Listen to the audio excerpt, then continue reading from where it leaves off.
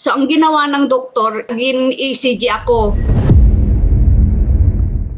Sabi nung doktor, trigger daw yung vaccine, thyroid ko. Kaya ang una pa lang naaapektuhan is ang puso. Yung feeling na ikaw lang mag-isa, tapos yung anxiety mo nandun na.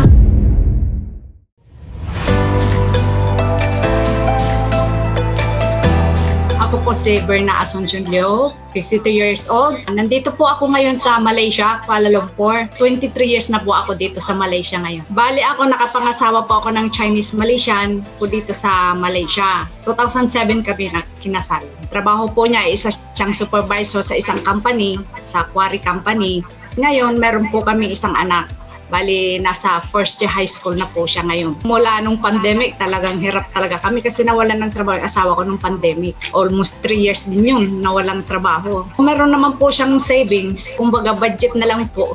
Year 2000 po, nalaman ko po na meron po akong non-toxic goiter, thyroid condition po. Once na umiinom ako ng coffee noon, doon ko malalaman na parang hindi ako hiyang. Parang iba yung kaba ng dibdib ko. Hindi ko naman alam po na ganun din pala ang effect pag meron kang thyroid. After few years, umuwi ako ng Pilipinas. The year 2000, nag-apply ako dito sa Malaysia as a katulong, domestic helper. Natapos kong kontrata ko doon sa amo ko, doon ko naman na-meet yung asawa ko. Nung pagbalik ko dito, nag-asawa kami. After ko nanganak doon sa anak ko, lumubo konti yung thyroid ko, yung lump na sinasabi.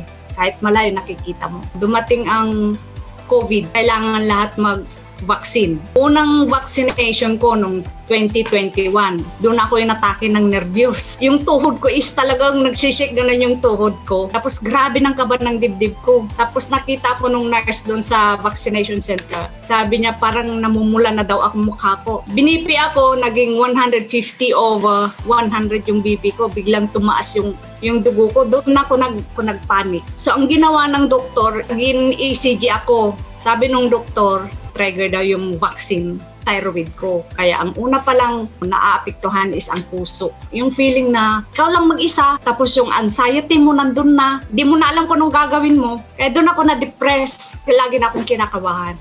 So sa awa naman ng Diyos, may dala-dala akong barley. Yun na lang ang lagi kong iniinom. Hindi ko alam na yun pala ang nagpapakalma sa akin. Mabuti na lang at umiinom ako ng barley. Lagi akong umiinom since 2021. Pag nararamdaman ko na medyo lumalakas na yung kabog ng dibdib ko, inom na kagad ako ng barley. Seconds lang po after ko uminom, kumakalma na po ako. Imagine, mula nung 2021 na nag-vaccine ako, ito lang ang nakakatulong sa akin. Ito lang po nakakatulong sa akin, yung JC Organic Barley Juice. Ito na lang ang iniinom ko. Pag once na nararamdaman ko na umaatake na yung anxiety, iinom na kagad ako. Kasi pag may anxiety ka na, kahit nasabi mong nasa utak lang, pero umi-effect po yan sa whole body, lalo na sa heart. Kumakabog na po kaagad yan. So pumunta ako sa doktor. Mabuti na lang din, sa awa ng Diyos, ang result ko naman lahat ay puro normal. At ang sabi sa akin, hindi na daw ko iinom doon sa gamot na binigay sa akin. Chinek po nila yung result ng aking thyroid. Very normal naman daw, wala naman daw po. At saka tinanong po ako kung ano yung mga iniinom po. Sinabi ko na lang po, ang iniinom ko po ay ang JC Organic Barley Juice. Yun na lang po ang iniinom ko. So ang sabi ng doktor, ituloy mo na lang yan kasi magandang supplement yan. Kahit papano, kahit kami na lang dito ng anak ko, nakakasurvive pa rin dahil po sa tulong ng barley. 2021 ko po ito na-discover, ma'am. Nire-recommenda ko po kasi ako mismo gumagamit po ako ng JC Organic Barley Juice po. Ito po ang magandang iniinom ko ever since pa noong 2021. Ang natutunan ko po is, alagaan po natin ating sarili. Pag may nararamdaman kayo, kahit kunti lang sa sarili niyo, magpa-check po kayo. Ito pong JC Organic Barley Juice, naniniwala po kayo sa sinasabi nila, ito po ay isang organic barley superfood. Hi, I'm Bernally from Malaysia. I choose JC.